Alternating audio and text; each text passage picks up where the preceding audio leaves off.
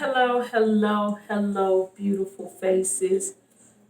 Okay, this is day three of doing the story. Okay, so I decided I'm gonna do three a week to give me a break from telling the stories.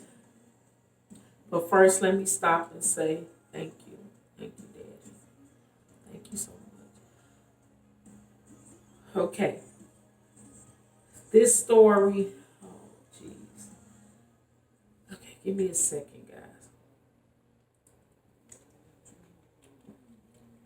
Okay, this story I already told you guys yesterday how I was put out the house at 12. Well, from 12 to 16, I could give you the stories, but I'm a think of the age that I was when this happened. But I know a majority of them was between 12 and 16, the ones that I'm gonna start giving you. Like I said, I'm giving you all of it is because I know I'm writing a book, but the stories I will get to you. One of the stories, like I said, when I was out on my own, I've been on my own since 12. So one of the incidents, I was going back and forth from my two aunts' house, and one aunt Cynthia, then one aunt Sylvia. They both are my mother's sisters. So I'm gonna give you my aunt Sylvia because I will give you those stories next week. But I want to be focused on this one story why it's ringing in my head to do. Okay. My aunt Sylvia, she had a one son, and it was by her husband, which became my uncle, which is Uncle David. So as I was living, the first day was living in an apartment, and they wound up moving into the house. So when I moved into the house with them, because I was at the apartment at first, and I moved into the house with them, they had a basement. Now, man, you not this basement is not finished. It was just a cold, concreted basement. And so instead of giving me a room to myself, because I'm a girl, what my aunt decided to do was give me the basement. So I'm in the basement. I wasn't given a bed or a decent set of sheets or a comforter or anything like that. And I'm pretty sure anybody knows a basement is cold. I was given a cot, one of those fold up little steel with the little raggedy, rinky mattress. That's what I was given. And so I would be down there every night to go to bed. And every night, my husband, Uncle David, would come down there and sleep with me. And every day, and he would always put it in my ear. In order for you to stay here, I had to sleep with him. So one day, he bring his nephew to the house, and so that night he brought his nephew down, and they both slept with me. And I'm looking like all I know is it when I got up that night when they finally went upstairs. I'm in the basement and I'm crying my eyes out like I cannot keep doing this. I cannot keep doing this. It's just this is not going to keep happening to me. So I end up leaving. I left. I said I'd rather live on the streets than to have to endure this from my uncle. And the hurting part about it is you for the life of me, even though I'm older, for the life of me, I still my aunt to me she had to know. You had to know because you placed me in that basement for this to happen. But like I said, and this I don't want to hold you guys' attention for long, but the more when I look back at things, it's not I look back at it like, oh, I'm mad or I'm hurt. I cannot be mad. I cannot be hurt. Is did I endure a lot? Yes, because like I keep telling you guys, what I'm telling you is not even touching the surface of the things that I have been through. And I look and I'm thankful because I made it. I promise you, I never thought I was going to make it past 16. And again, I keep telling the same thing. I'm 50 years old. 50, I made it to 50.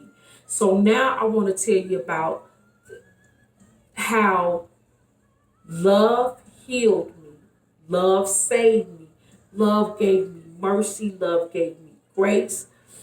If it was not, you got to see what God hand was on me, regardless of the situation that I was going through and the things people do. God gave me this analogy a couple of years back. And if you look at the story of Christ Jesus, no matter how you view it, whether you believe it or not, when you look at his story, the way he was tortured, the way he was beat, the way he was humiliated, the way he had to carry his cross, the way he was treated, it was out of pure disrespect. Now, look at the people that did him wrong. When you look at it, and he hung on it, when they nailed them stakes in, he hung on the cross. He did not want, at any given time, he could have snapped his finger in everything, but he didn't do it. He could have called out to his daddy and be like, Daddy, man, come on, you forsaken me, but he didn't. What he told his daddy is, forgive them for they know not what they do. Now, do you really believe if people was in their right mind, they would have did him like that, knowing who he is? Okay, that's the same point Daddy gave to me. Do you really think, because he gives you a free will to do whatever you want to do, whether it's good or bad, you got a choice. So when people do certain things, do you really, really think that's them doing it? No, that's the spirit within them that's doing it. So you can't fault people for a lot of things. This is why it is so important to forgive, because unforgiveness is a killer. Unforgiveness will rot your bones and make you look like the ugliest person and make you look like you the one did wrong. That's why I sit here regardless of what my mom, because you got to understand what they've been through when they was kids and the generational curse that was going on. So I can't fault nobody. I just look at it, okay, Daddy, in order for me to have to endure so much, you must have seen fit for me to go through it, because you knew I was going to come out and you knew I was going to come out fighting. So that is the reason why I could say thank you. That's the reason why I get up every morning and say thank you. That's the reason why I cannot hold a grudge against nobody, regardless of what you've done. Yes, was it wrong? Yes. Did they do wrong? Yes, we all make mistakes. We all do wrong. But at the end of the day, forgiveness is not for them, it's for you. Because if you don't do it, it ain't killing them, it's killing you on the inside. And with me, I chose to live. I chose to stand up and be like, okay, all right. But to really be honest with you, I didn't know God back then. The only thing I knew, and I thank God for it, he gave me a mechanism to survive. It was like I couldn't think about what happened to me while I was going through it, because I was in survival mode. Okay, is this what I got to do to survive? Because back then, when I was 12, I think it was 12 through 16, my name was not Donna.